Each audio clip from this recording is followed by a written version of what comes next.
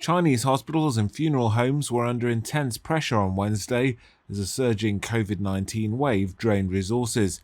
The scale of the outbreak and doubts over official data prompted some countries to consider new travel rules on Chinese visitors.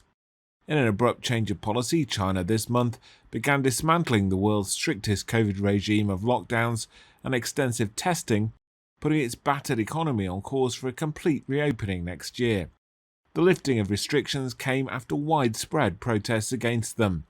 Some international health experts say this means COVID is spreading largely unchecked and could be infecting millions of people a day. China's foreign ministry on Wednesday said there should be a scientific basis for implementing COVID-19 rules after the US government announced it may impose new measures for travelers from China.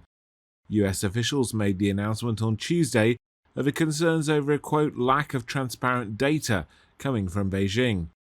Japan has said that from December 31st it will require a negative COVID test upon arrival for travelers from mainland China, while Taiwan will test arrivals from China from January 1st.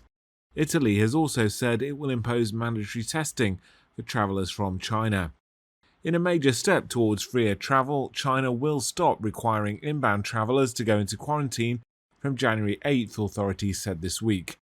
The global financial hub of Hong Kong also said on Wednesday it would scrap most of its last remaining COVID restrictions.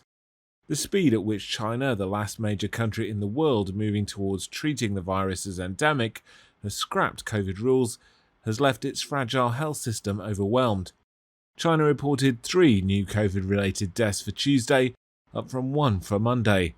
These numbers are inconsistent with what funeral parlours are reporting, as well as with the experience of much less populous countries after they reopened.